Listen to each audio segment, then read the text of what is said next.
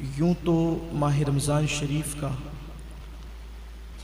ایک ایک لمحہ، ایک ایک ساعت بے پناہ اہم اور قیمتی ہے، لیکن اب ان تمام دنوں کے اندر یہ جمعہ اس اعتبار سے بڑی اہمیتوں کا حامل ہے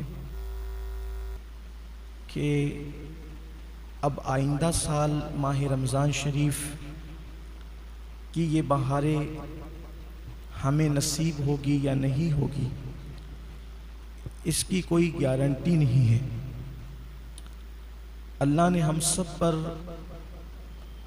بے شمار بے پناہ احسان کیا کہ اللہ تبارک و تعالیٰ نے ہمیں مسلمان بنایا، مصطفیٰ جان رحمت صلی اللہ علیہ وآلہ وسلم کی امت میں پیدا کیا، اور پھر ماہ رمضان شریف جیسی نعمت ہمیں عطا کی، اس لیے کہ ہم سے پہلے جتنے انبیاء کرام آئے ان میں سے کسی نبی کو نہ سورہ فاتحہ دی گئی، نہ ان کی امت کو، اور نہ ہی ماہ رمضان شریف دیا گیا۔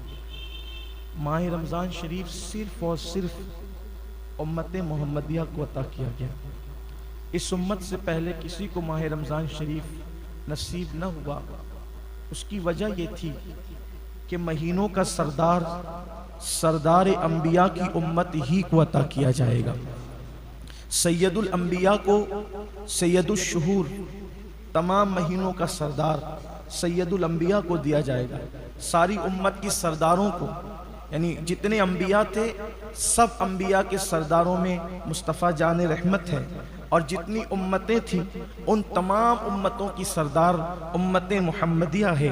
اور یہ وہ ایام ہے، یہ وہ دن ہے، یہ وہ ساعتیں ہیں کہ جس کی مثال، جس کی فضیلت والی ساعتیں اب 11 مہینے میں کسی کو کبھی نصیب نہیں ہو سکتی۔ ہاں یہ وہی ساعتیں ہیں جن ساعتوں میں اللہ کی رحمتیں مومنوں کو پکار پکار کر تین مرتبہ کہتی ہے کوئی مغفرت مانگنے والا تاکہ اس کو مغفرت عطا کی جائے، ہے کوئی حاجت مانگنے والا تاکہ اس کی حاجت پوری کی جائے، ہے کوئی دعا کرنے والا، رحمت کا طلبگار تاکہ اس کو رحمتیں عطا کی جائے۔ لیکن میرے آقا صلی اللہ علیہ وآلہ وسلم کے پیارے دیوانوں، اب ہم اس مقام پر آئے ہیں جیسے کوئی مہمان آتا ہے اور آنے کے بعد وہ مہمان پھر چلا جاتا ہے، لیکن اچھے میزبان کو یہ احساس بار بار دل کو کچوکے دیتا رہتا ہے کہ مہمان تو عزت والا میرے گھر آیا، کیا میں مہمان کی اچھی طرح میزبانی بھی کر سکا؟ کیا میں مہمان کو خوش بھی کر سکا؟ کیا میں مہمان کا اکرام بھی کر سکا؟ اگر مہمان میرے گھر سے خوشی خوشی واپس جاتا ہے تو وہ اوروں سے کہے گا کہ فلاں نے میری بڑی خاطر تواضع کی، فلاں نے میری بڑی عزت کی، فلاں نے میری بڑی تکریم کی، مجھے کسی چیز کا احساس تکلیف نہ ہونے دیا، میری ہر خوشی کا لحاظ کیا گیا۔ مہمان ہر طریقے سے ہر جگہ کہتے ہوئے جاتا ہے، اور اگر اس کی تکریم نہ کی جائے، اس کی عزت نہ کی جائے، اس کا لحاظ نہ کیا جائے تو مہمان یہ کہتے ہوئے جاتا ہے، ہائے افسوس اس بدبخت کو نہ میری اہمیت کا پتہ تھا، نہ میری عزت کا پتہ تھا، نہ میرے وقار کا پتہ تھا، کچھ بھی اس کو نہ معلوم تھا، اور اس نے تو مجھے پوچھا تک نہیں، میری خاطر تواضع تک نہ کی۔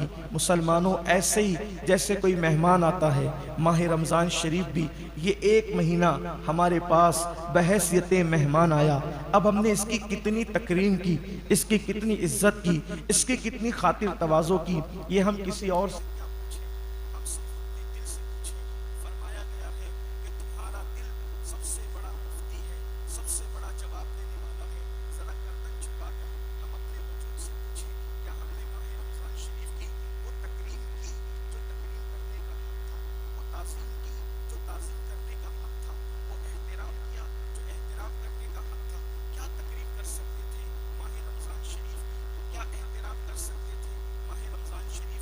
کیا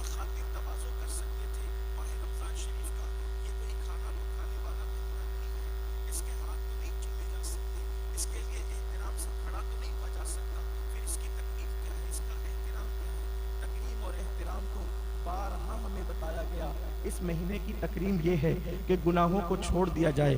کیا ہم نے گناہ چھوڑے بھی ہیں؟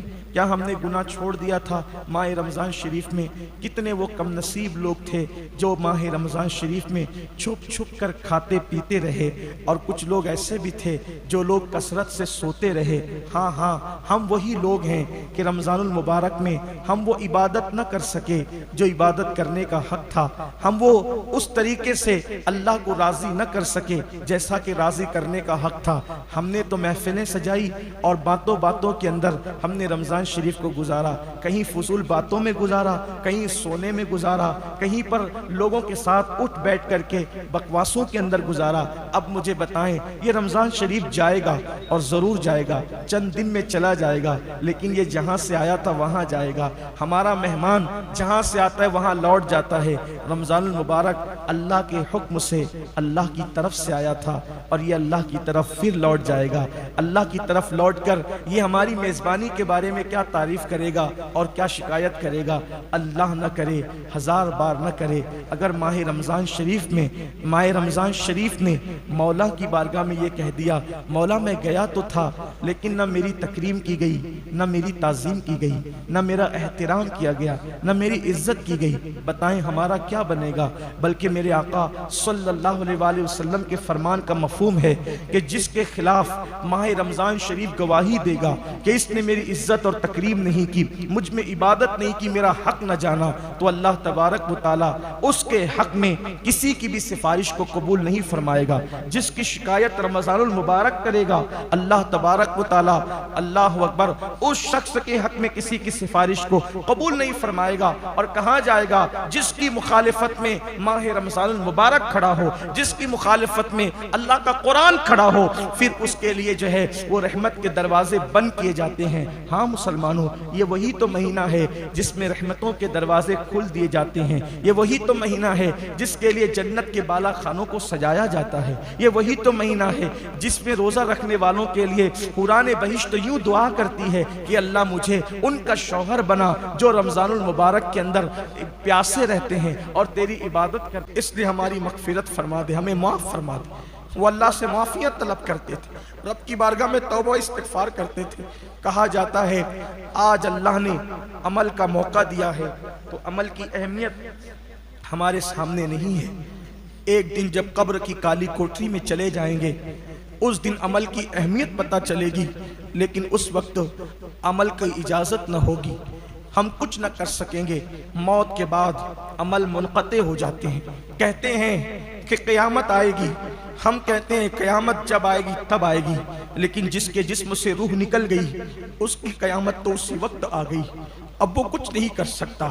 اور سن لو رمضان شریف میں غفلت کرنے والوں، رمضان شریف میں روزے کا حق ادا نہ کرنے والوں، رمضان شریف میں گناہ کرنے والوں، میرے آقا نے فرمایا کہ جس نے رمضان شریف پایا اور اپنی مغفرت نہ کروائی، یعنی رمضان شریف پا کر ایسی کوشش نہ کی، ایسی کاوش نہ کی، اللہ کے یہاں گڑ گڑایا نہیں، نہ توبہ کی، نہ استغفار کیا، رمضان شریف میں بھی اپنی مغفرت نہ کروا سکا۔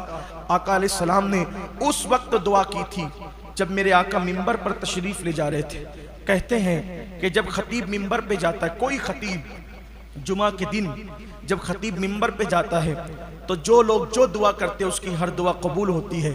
ایک دن میرے آقا جمعہ پڑھانے کے لیے جب منبر پہ تشریف لے جانے لگے تو پہلے زینے پہ قدم رکھا اور فرمایا آمین، پھر دوسرے زینے پہ قدم رکھا اور پھر فرمایا آمین، پھر تیسرے زینے پہ قدم رکھا اور پھر فرمایا آمین۔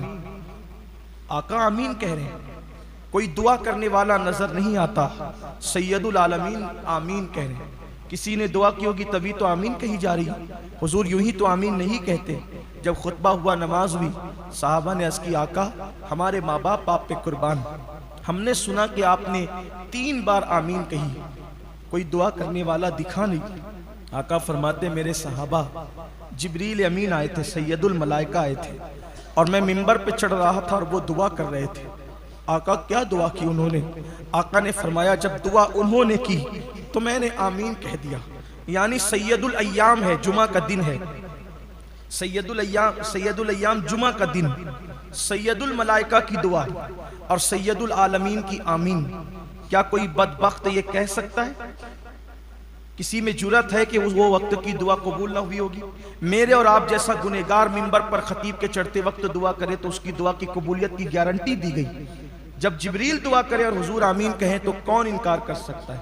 کوئی بے ایمان ہی ہوگا جو انکار کرے گا۔ اب وہ 3 دعا کیا تھی وہ سن لیں اور پھر دیکھیں کہ ہمارا انجام کیا ہے۔ آقا فرماتے ہیں جبریل امین نے عرض کیا، اے اللہ جب تیرے نبی کا نام لیا جائے کسی محفل میں، ترتیب حدیث میں جو الفاظ آئے میں عنوان کے حوالے سے تھوڑی سی اس کو تبدیل کر رہا ہوں تاکہ تفسیرہ کر سکوں بطور مفہوم۔ اے اللہ جب کسی محفل میں تیرے نبی کا نام لیا جائے اور محفل میں موجود لوگ تیرے حبیب پہ درود نہ پڑھے تو ان کو تو اپنی رحمت سے ہمیشہ کے لیے دور کر دے، تو انہیں اپنی رحمت سے محروم کر دے، دور کر دے۔ کون دعا کر رہا ہے؟ جبریل علیہ السلام۔ اور حضور نے کہا آمین، یعنی جب محفل میں حضور علیہ السلام کا نام لیا جائے، کسی محفل میں کوئی بات کرتے کرتے حضور کا ذکر کرے، حضور کہے تو محفل کے لوگ کہے صلی اللہ علیہ وآلہ وسلم، کوئی کہے رسول اللہ نے فرمایا تو محفل کے لوگ کہے صلی اللہ علیہ وآلہ وسلم، کوئی کہے آقا کریم نے فرمایا تو محفل کے لوگ کہے صلی اللہ علیہ وآلہ وسلم۔ جب جب میرے آقا کا نام پاک آئے، نام نامی اسم گرامی، دوست سے سنو، دشمن سے سنو، اپنوں سے سنو، بیگانوں سے سنو، اپنی عادت بناؤ کہ جیسے ہی نام پاک آئے، نام نامی اسم گرامی آئے، مصطفیٰ جان رحمت صلی اللہ علیہ وآلہ وسلم کا ہماری زبان پر فوراً درود جاری ہو۔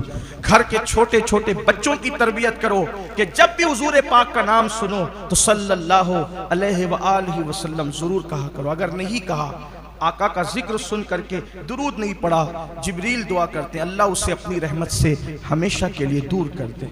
پھر میرے آقا نے دوسرے زینے پہ قدم رکھا تو جبریل نے عرض کی، مولا جو اپنے ماں باپ میں سے دونوں کو یا کسی ایک کو بڑھاپے کی حالت میں پائے، جو اپنے ماں باپ میں سے دونوں کو یا کسی ایک کو بڑھاپے کی حالت میں پائے اور بڑھاپے کی حالت میں پا کر بھی وہ دونوں کی یا کسی ایک کی خدمت کر کے، اگر دونوں کو پائے تو دونوں کی، اور اگر ایک کو پائے تو ایک کی، یعنی اپنے ماں باپ کو بڑھاپے میں پا کر ان کی خدمت کر کے اپنے آپ کو جنتی نہ بنا لے، اس کو بھی تو اپنی رحمت سے دور کر دے۔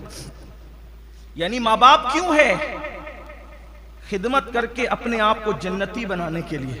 جن کو ماں باپ ملے بڑھاپے میں، بڑھاپے کا ذکر خاص کیا جا رہا ہے، جن کو ماں باپ بڑھاپے میں ملے اور خدمت کر کے وہ اپنے آپ کو جنتی نہ بنا لے، اس کو بھی تو اپنی رحمت سے دور کر دے۔ حضور علیہ السلام نے آمین کہا۔ ماں باپ بڑھاپے میں ملے، دکھ نہ کرو، صدمہ نہ کرو، افسوس نہ کرو، کیا اس بڈھی بڈھا کو پالتے رہیں گے؟ اللہ نے تمہیں جنت میں جانے کا ذریعہ دے دیا۔ جن کو بوڑھے ماں باپ ملے ہیں ان کو اللہ تعالیٰ نے دنیا کی سب سے بڑی نعمت دے دی ہے۔ اب جنتی بننا ہے، ان کے قدموں میں جنت ہے، ان کی خدمت میں جنت ہے، ان کی تعظیم کرنے میں جنت ہے۔ یہ نہیں کہ آپ تو سیٹھ صاحب کہلا کر بڑی بڑی پوتیوں میں چندے دے رہے ہیں، بڑی بڑی مسجدوں میں مینار اور گنبد تعمیر کر رہے ہیں، اور ماں باپ جو ہے وہ دوا کو ترس رہے ہیں، ماں باپ خدمت کو ترس رہے ہیں، ماں باپ پیر دبوانے کو ترس رہے ہیں، ماں باپ تو بات کرنے کو ترس رہے ہیں۔ ایسی بھی ناہنجار اولاد اس دنیا میں موجود ہیں جن کے ماں باپ ترس جاتے ہیں کہ میری اولاد آئے تو بیٹھ کر مجھ سے بات چیت کرے، گفتگو کرے۔ ماں باپ ڈھونڈتے ہیں اولاد کو، ماں باپ تلاش کرتے ہیں اولاد کو، ماں باپ انتظار کرتے ہیں اولاد کا۔ نہیں، میرے آقا نے فرمایا جس نے دونوں میں سے کسی ایک کو پایا یا دونوں کو پایا، خدمت کر کے اپنے آپ کو جنتی نہ کروا لے۔ اس کا مطلب ماں باپ کی خدمت سے جنت ملتی، تبھی تو آقا نے فرمایا کہ خدمت کر کے کرو خدمت، ان کی مرنے کی دعائیں نہ کرو، ان کی مرنے کی تمنائیں نہ کرو۔ جس کو ماں باپ جتنی خستہ حالت میں ملے وہ اتنا قسمت والا ہے۔ جس کو ماں باپ جتنی خستہ حالت میں، یعنی جتنی خستہ حالت ہوگی اتنی خدمت کا موقع ملے گا۔ اللہ نہ کرے جتنی بیماری کی حالت میں ملیں گے اتنی خدمت کا موقع ملے گا۔ ایک صحابی آئے اور کہنے لگے یا رسول اللہ صلی اللہ علیہ وآلہ وسلم، میری ماں اتنی مجبور ہو چکی ہے کہ اب وہ بستر میں پاخانہ کر دیتی ہے، بستر میں پاخانہ کرتی ہے، لیکن میں اس کا پاخانہ اپنی ہاتھ سے دھلاتا ہوں، اپنی ماں کا پاخانہ میں اپنے ہاتھ سے دھلاتا ہوں۔ آج یہ خدمت کوئی کر سکتا ہے؟ نہیں۔ کوئی نہیں کر سکتا۔ ماں باپ اگر بیمار پڑ جائیں، اولاد کہتی ہے، ہم لوگوں کے پاس آ کے کہتے لوگ، مولانا دعا کرو اللہ جلدی اٹھا لے، تکلیف دیکھی نہیں جاتی۔ بے شرمو، کیا ہم بھی بیمار پڑتے تھے تو ماں باپ علماء کے پاس جا کے یہ کہتے تھے کہ اللہ اس کو اٹھا لے؟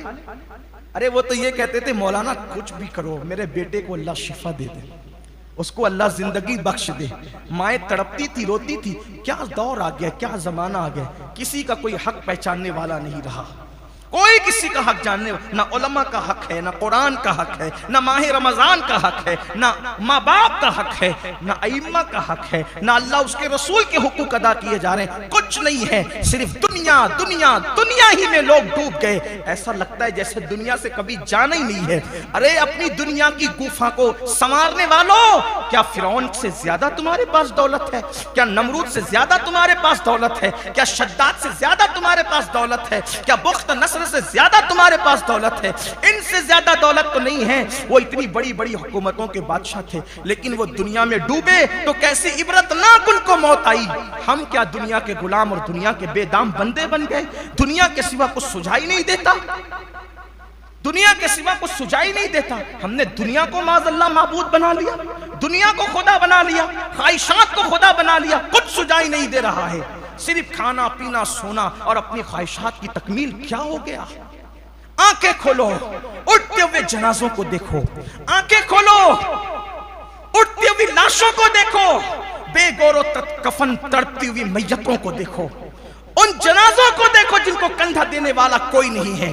ہاں ہاں، جن کو اپنی دولت پر اتنا غرور تھا، جو دولت کے نشے میں خدا کو بھول چکے تھے، آج ان کو ان کے بچے بھی کندھا دینے کے لیے نصیب نہیں ہے۔ لوگ لکڑی سے ڈھکیل کر جنازے میں پھینکے جا رہے ہیں۔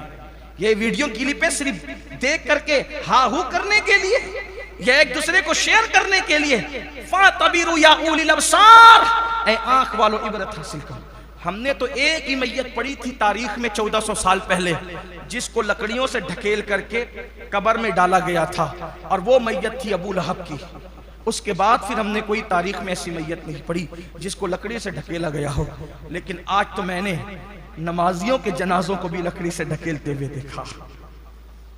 میں نے تو بڑے بڑے دولت مندوں کو، جن کے بینک بیلنس اربوں میں تھے، بلکہ دوسری دنیا میں بھی جن کے دھن تھے، ان کو لکڑی سے ڈھکیل کر جنازے میں رکھ کر جاتے ہوئے دیکھا۔ یہاں تک کہ بیٹی اور بیٹوں کو دور کھڑے ہو کر کے تماشائی بنتے ہوئے دیکھا کہ کسی کو کہتے تھے جو لینا ہے لے لو، تم اس کو آخری رسومات ادا کر دو۔ ہمارے لیے عبرت ہے۔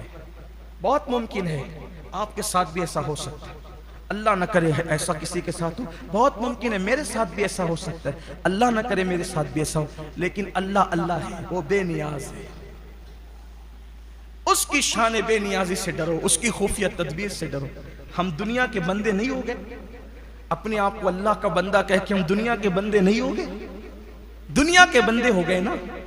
ہمیں تو سب دنیا ہی نظر آتی۔ کل رات میں نے لوگوں سے کہا تھا، اتنے سوداگر ہوئے، اتنے سوداگر ہوئے، اتنے سوداگر ہوئے کہ اللہ کے یہاں بھی سوداگری کی بات، اتنے تاجر ہو گئے کہ اللہ کے یہاں بھی تاجری کی بات، اتنے خود غرض ہو گئے کہ اللہ کے یہاں بھی خود غرضی کی بات۔ سچ کہنا، آپ ہو یا میں ہوں، ہاتھ اٹھتے ہیں تو کیا مانگتے ہیں؟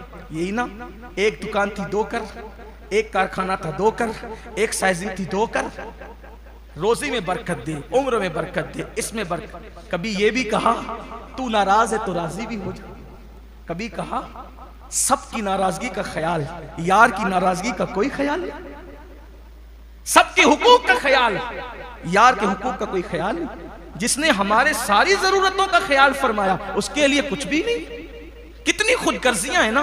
جو دنیا ختم ہونے والی ہے، جو دنیا ختم ہونے والی ہے، اسی کے لیے سب مانگتے رہے، اور جو آخرت کبھی نہ ختم ہونے والی ہے، اس کے لیے کیا مانگا؟ اس کے لیے کیا مانگا؟